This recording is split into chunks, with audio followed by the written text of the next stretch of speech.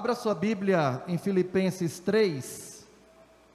Vamos iniciar nesta manhã o terceiro capítulo da carta aos Filipenses.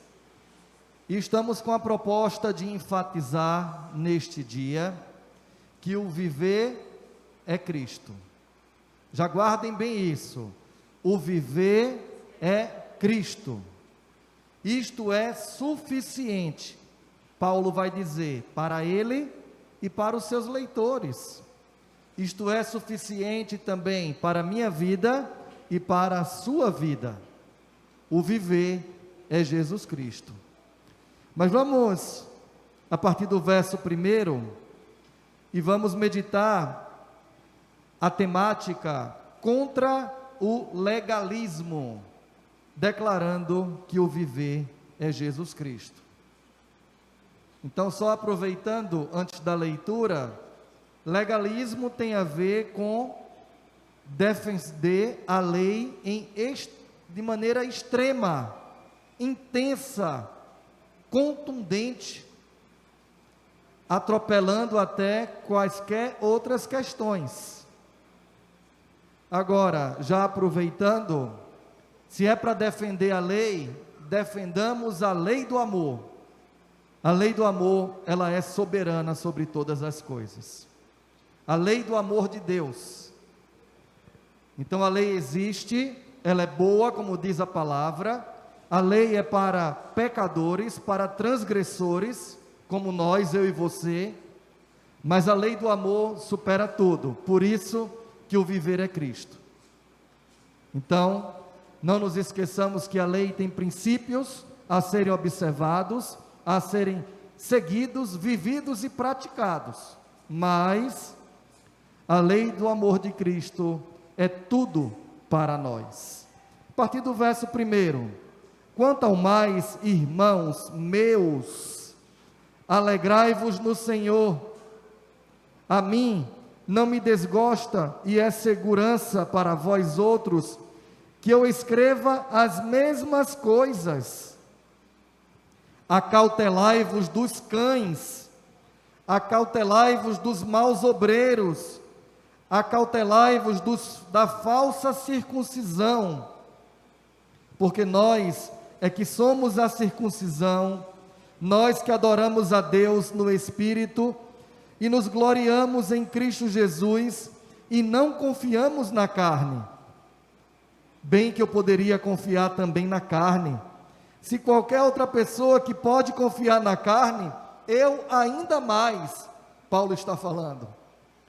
Circuncidado ao 8º dia, da linhagem de Israel, da tribo de Benjamim, hebreu de hebreus, quanto à lei, fariseu, quanto ao zelo, perseguidor da igreja, quanto à justiça que há na lei, irrepreensível. Mas o que para mim era lucro, isto considerei perda por causa de Cristo, diz o verso 7.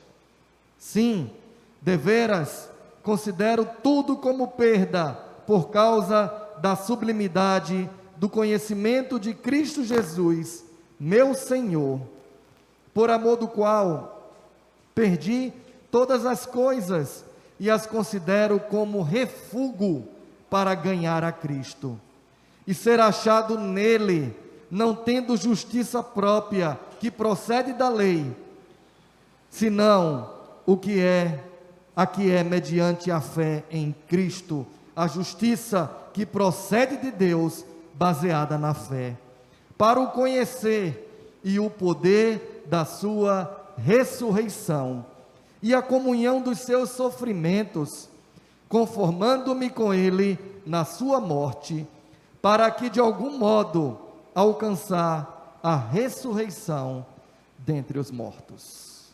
Amém, irmãos? Feche seus olhos, vamos orar mais uma vez. Aqui estamos, Pai, na tua presença, para te cultuar, para ouvir a tua voz. Fala através do teu Santo Espírito a tua igreja nesta manhã. Fala sobre a importância do viver é Cristo, e isto é suficiente para todos nós.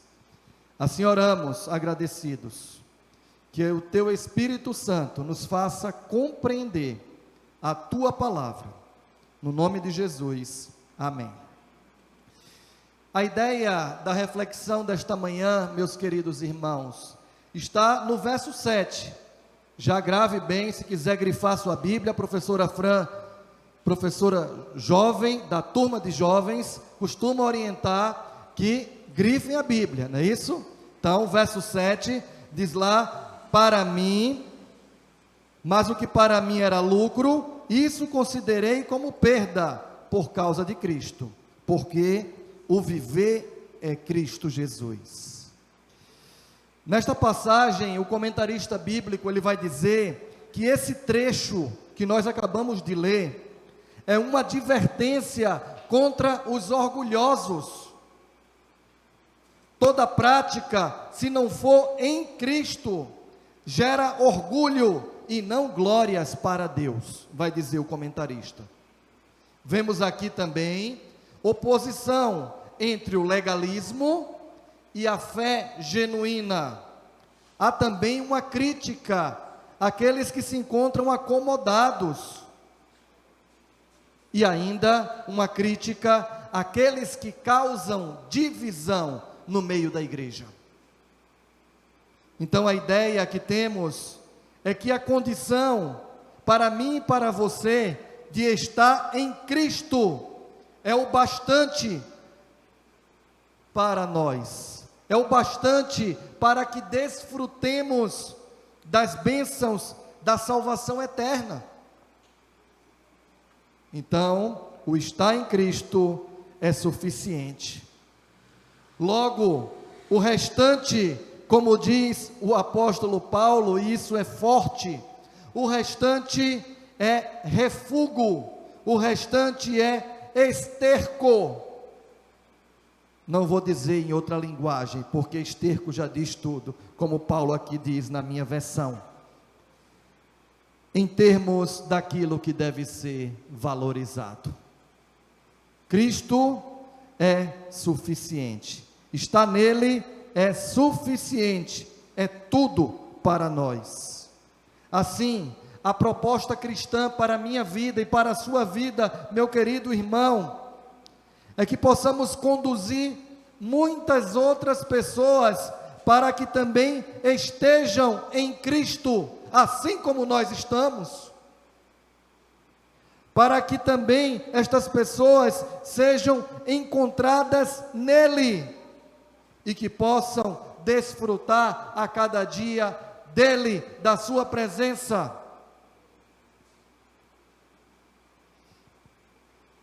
Assim como estamos em Cristo, que o Senhor nos use para conduzir outros para estarem nele também, para que desfrutem dele, para que sejam encontradas nele, e que testemunhem dele onde quer que forem. É assim, é nessa condição, que Paulo vai combater nesse texto, o legalismo religioso enganoso.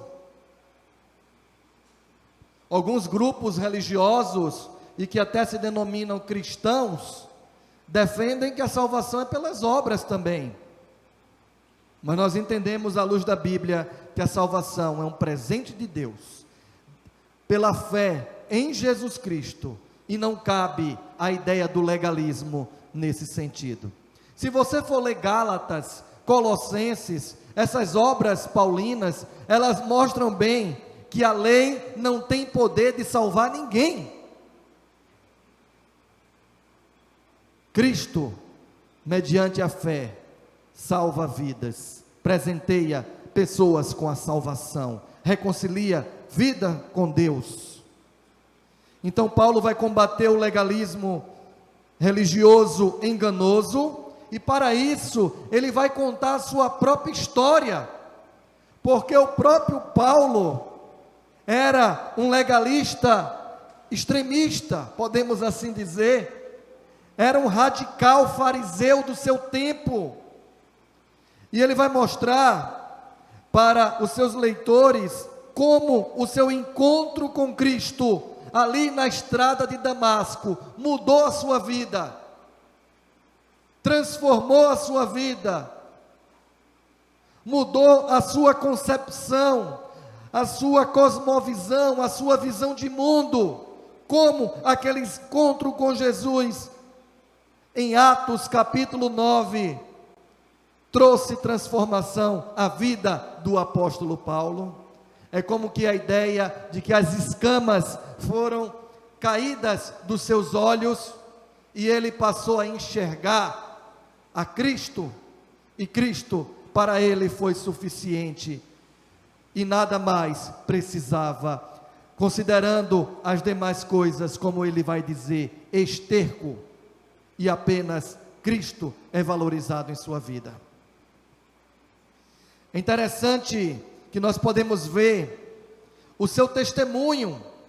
Paulo vai testemunhar em vários momentos, inclusive nesse texto que nós lemos, sobre a vida que ele tinha antes de ter um encontro com Jesus. Podemos ver isso.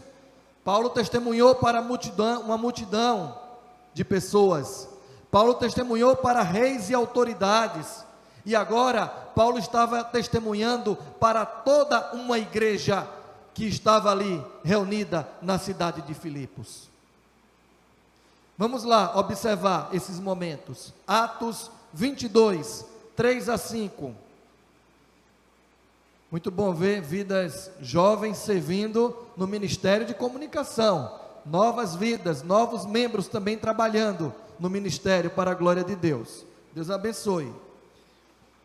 Atos 22, vou aqui pela minha Bíblia, não estou conseguindo ler ali direito, não é que eu estou precisando de óculos, é que a letra está pequena, ali, tá bom? Deste primeiro versículo, Atos 22, 3 a 5, eu sou judeu, ele estava falando com a multidão, eu sou judeu, eu nasci em Tarso da Cilícia, mas criei-me nesta cidade, e aqui fui instruído aos pés de Gamaliel, segundo a exatidão da lei de nossos antepassados, sendo zeloso para com Deus, assim como todos vós o sois no dia de hoje. Eu persegui este caminho até a morte, prendendo e metendo em cárceres homens e mulheres, de que são testemunhas o sumo sacerdote e todos os anciãos. Destes recebi cartas para os irmãos, e eu ia para Damasco, no propósito de trazer manietados, presos para Jerusalém, os que também lá estivessem, para serem punidos. Paulo está testemunhando do seu legalismo farisaico, aos olhos da lei, ainda não tinha tido um encontro com Jesus, e dizendo que ele perseguiu até a morte os crentes em Jesus, os que faziam parte do caminho, como o cristianismo é mencionado naquela ocasião. E ele fala do seu legalismo, da sua vida religiosa antes de Cristo, do seu zelo para com a lei judaica. Capítulo 26, ele vai falar a mesma coisa, em outras palavras, para reis e autoridades, versos 4 e 5. Quanto à minha vida, desde a juventude, como decorreu desde o princípio, entre o meu povo e em Jerusalém, todos os judeus a conhecem, pois, na verdade, eu era conhecido deles desde o princípio, se assim o quiserem testemunhar, porque vivi fariseu, conforme a seita mais severa da nossa religião. E é sobre isso que ele vai mencionar, lá em Filipenses 3, 5 e 6, ele vai descrever a sua condição religiosa, zelosa, extrema, como fariseu antes de Cristo. Ele vai dizer nos versos 5 e 6, circuncidado no 8º dia, da linhagem de Israel, da tribo de Benjamim, hebreu de hebreus. Quanto à lei, fariseu. Quanto ao zelo, perseguidor da igreja. Quanto à justiça que há na lei, irrepreensível. Era realmente um exemplo de zeloso pela lei, de radical pela lei judaica. E assim, como ainda não compreendia que Jesus era o Messias prometido, das promessas messiânicas mencionadas na lei, era um perseguidor dos cristãos. Assim era a vida de Paulo. Essa condição zelosa e religiosa, farisaica, extrema, antes de Cristo, é mencionada. E até antes de Cristo é valorizada. Como eu falei que devemos ser extremistas pela lei do amor, que isso seja valorizado em nosso meio, pela prática da justiça, pelo fazer o bem ao próximo, por sermos zelosos pela prática do bem, por abençoarmos vidas à nossa volta. Esta semana, Jússia apresentou um artigo, umas comunicações do curso de mestrado dela, está caminhando para a fase final, e ela trabalhou a ética presente na parábola do bom samaritano. E à luz das variadas alternativas éticas, alguns autores tentam explicar e entender a postura do fariseu, a postura do sacerdote e a postura do levita, que passou ao largo e não foi ajudar o homem que estava desvalido no caminho à beira da morte. E algumas alternativas éticas vão defender que a prioridade era a ética religiosa, radical, o zelo por estar ali no templo, prestando suas obrigações religiosas. Então, a prioridade no momento, segundo algumas alternativas éticas, era a lei religiosa e não a ajuda ao próximo. Já outras abordagens éticas vão mostrar e defender o princípio do amor ao próximo. E é isso que Jesus também, em seu ministério, defende quando fala sobre o sábado, sobre o guardar o sábado de maneira bem clara. Ele está falando para legalistas. O sábado existe, não é isso? Ele faz um trocadilho, não é isso? Para benefício nosso. Então, o sábado não foi criado primeiro, nós fomos criados primeiro. Então, se um animal cair num buraco, você deve tirá-lo do buraco no dia de sábado. Para o que está fazendo, a prioridade é resgatar o animal. Depois você vem e presta o seu culto. Fazer o bem, o princípio do fazer o bem é prioridade. O exemplo que Jesus cita, inclusive, no sábado, é o de Davi, que com fome, com seus guerreiros, entrou e comeu o pão ali. E aqui eu lembro, professora Fran, a tal da ceia, né? Terminava a ceia, eu era criança, não era batizado, e eu queria tomar o suquinho ali, do copinho. Comer o pãozinho ali. E papai, com todo zelo, com todo ensinamento, com todo amor, diácono que era, depois que terminava tudo, me levava ali no cantinho e pegava lá e dizia, olha, explicava o que era ali a simbologia do momento, mas que agora ali tinha apenas pão e apenas suco. E ele acabava me dando. Fazer o bem no dia de sábado é prioridade para todos nós. Cristo é suficiente para mim e para você. Então, ali no artigo, finalizando, o princípio ético é enfatizado de que fazer o bem independe de qualquer circunstância, até mesmo das obrigações religiosas que a pessoa tenha. Parar e ajudar deve ser prioridade. A intenção de Paulo, então, neste princípio de capítulo 3, é transmitir segurança para os cristãos que vivem a nova vida com Cristo e que fazem parte da igreja de Filipos, principalmente aos cristãos que vieram do judaísmo, porque, claro, muitas daquelas igrejas no primeiro século tinham cristãos que vieram da vida pagã, da vida gentílica, e tinham cristãos que vieram do judaísmo. Ali em Roma, principalmente, a igreja era composta de cristãos que tinham os dois grupos. Mas Paulo está falando ali para os irmãos, também em especial, que vieram do judaísmo, e vai transmitir a eles segurança. Diz lá no primeiro versículo: quanto ao mais, irmãos meus. Já falamos bem sobre o uso do termo irmãos nas cartas paulinas e em outras cartas também. Alegrai-vos no Senhor. A carta da alegria, o tema da alegria volta.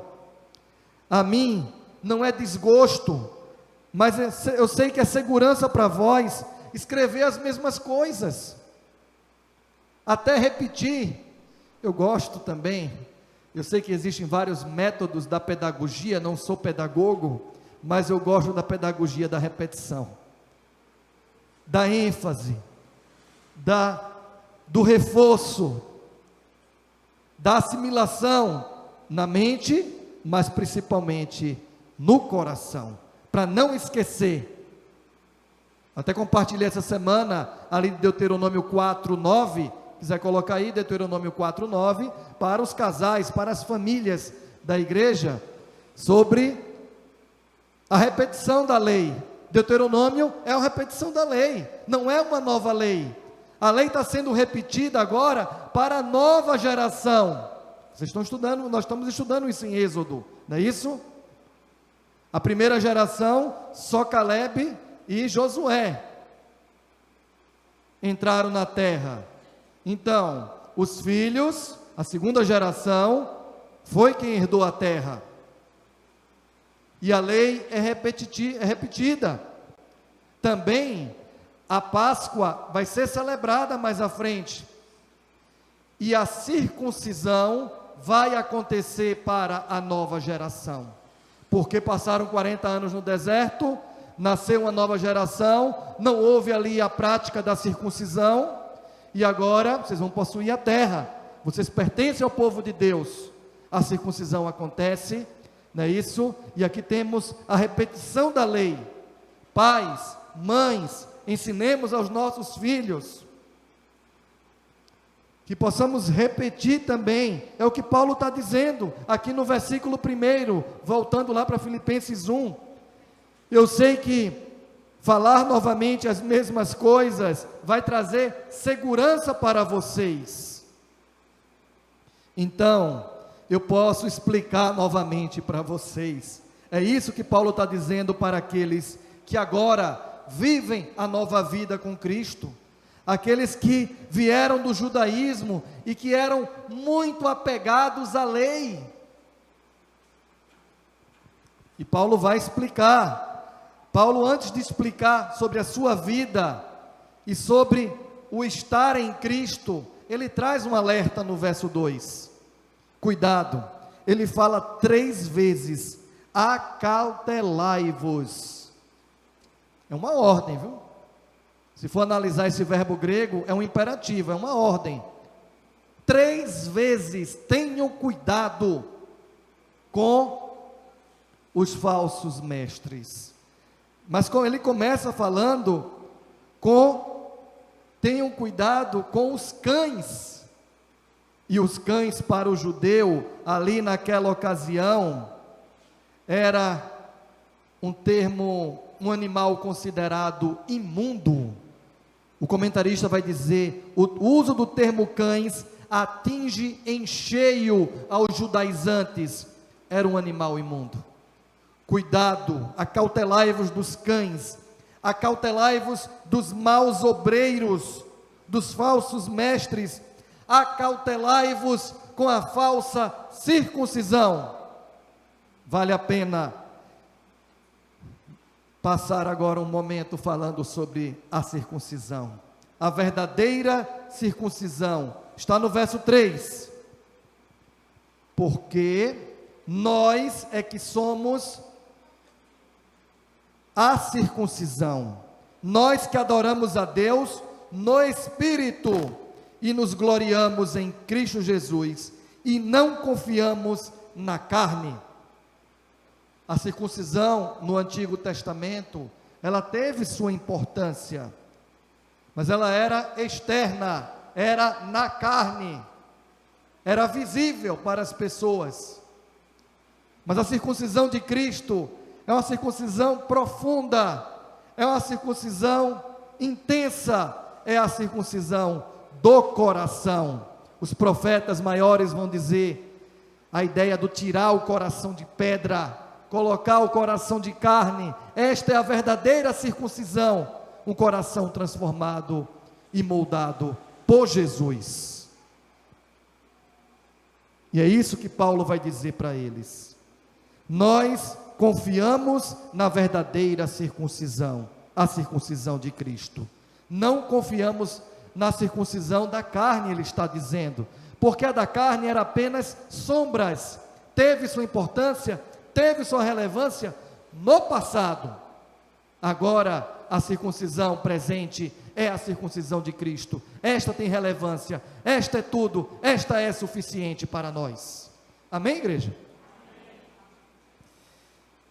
E assim, Paulo mostra para os seus ouvintes, que diante da lei, ele próprio, verso 4, poderia demonstrar segurança. Eu era hebreus de hebreus, ele vai dizer depois. Ele diz no verso 4, bem que eu poderia confiar também na carne, ter essa segurança. Se qualquer outro pensa que pode confiar na carne, eu ainda mais. E é assim que ele descreve a sua condição nos versos 5 e 6, como alguém que vivia a intensidade da lei. E ele diz, eu poderia confiar na carne mais do que vocês, pelo estilo de vida que eu levava. Mas eu volto para o verso 1, que diz, eu vou transmitir segurança para vocês, meus queridos irmãos, porque eu vou falar para vocês sobre algo que traz segurança e que é suficiente para nós. Eu vou até repetir, eu vou dizer para vocês que o viver é Cristo, e isso basta. O comentarista bíblico comenta, dizendo que os judaizantes, eles se orgulhavam da circuncisão física, mas eles não tinham a circuncisão espiritual, a circuncisão do coração, dos que estavam em aliança com Deus, a nova aliança por meio de Jesus Cristo. Somente Cristo, meus queridos, pode justificar o ser humano pela fé e dar a ele um novo coração. Enfim, é possível visualizar a segurança de Paulo em Jesus, versos 7 e 8, e é isso que importa.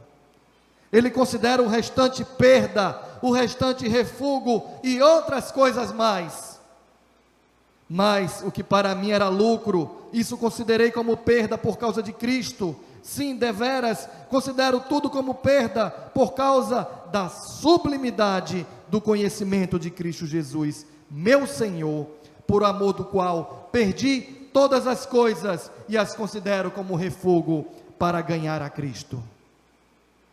O objetivo de Paulo é conhecer a Cristo mais e mais, em profundidade, e ser classificado, e ser julgado, e ser encontrado, aprovado, não pela justiça de homens, mas pela justiça de Deus. Versos 9 e verso 10. Esse verso 9 diz, e ser achado nele. Irmãos, olhemos a profundidade desse texto. À noite vamos celebrar a ceia do Senhor, vamos mencionar a nossa vida em Cristo e para Cristo, a nossa comunhão com Ele.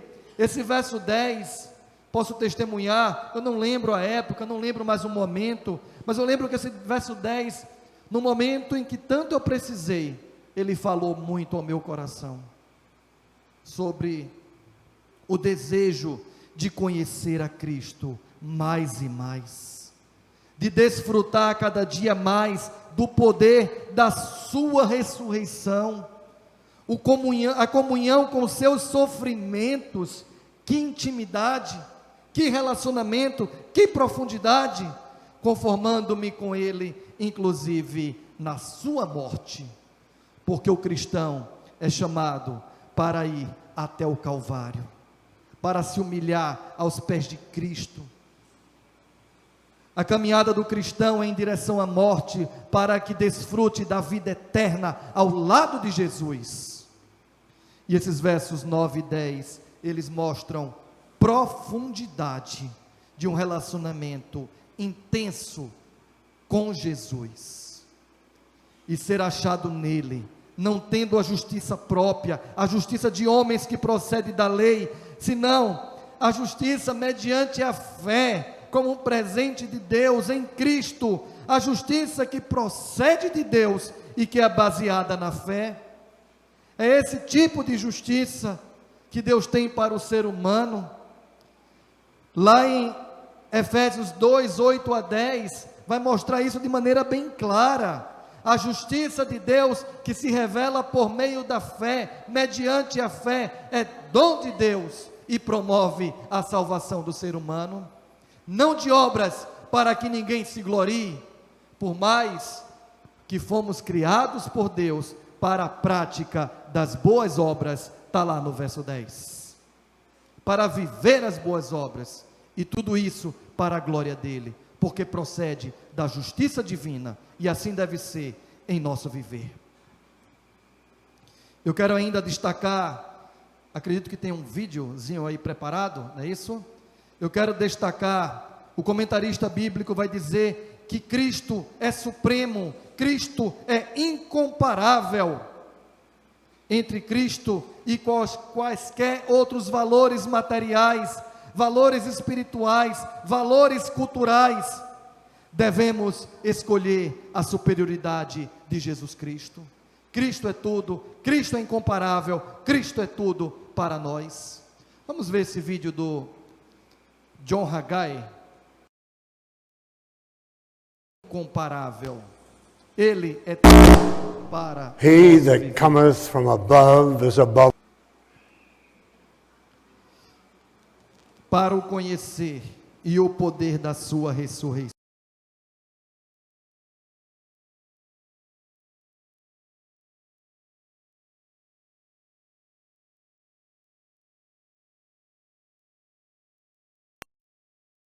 He that cometh from above is above all. Christ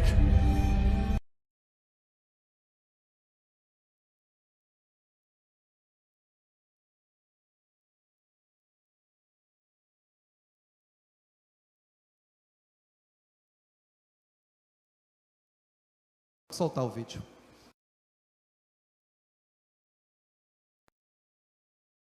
He that cometh from above is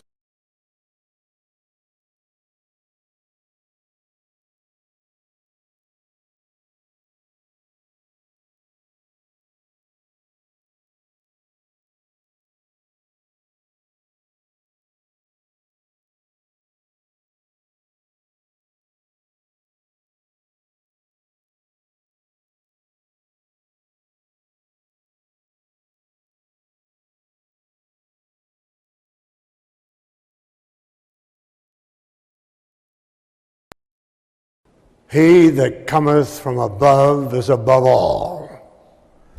Christ, the incomparable. Who is this Christ of whom I speak? No character.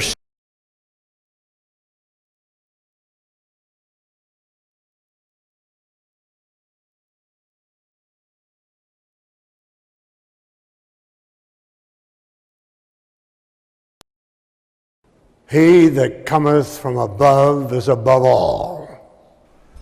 Christ of whom I speak. No character stepping out on the platform of history can abide in the presence of the incomparable Christ, the heartthrob, of history, the diadem of the universe, the fulfillment of prophecy, the Savior of the world. Christ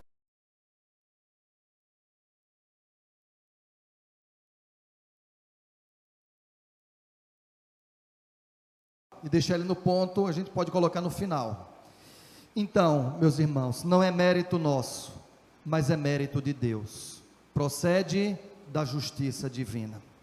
Eu quero concluir esta reflexão com a certeza cristã, a certeza de que Cristo é tudo para nós. Cristo é suficiente. Mas eu quero fazer um comparativo nesse momento entre a certeza que temos em Cristo sobre o nosso futuro e as incertezas que o mundo apresentam também.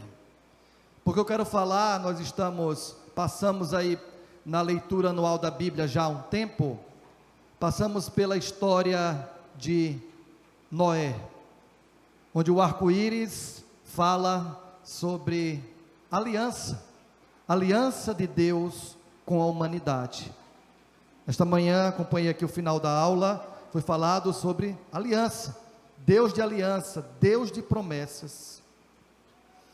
Então, o nosso horizonte, quando olhamos para o horizonte, o nosso horizonte é certo, Cristo e a salvação que Ele nos prometeu, para aqueles que estão em Cristo.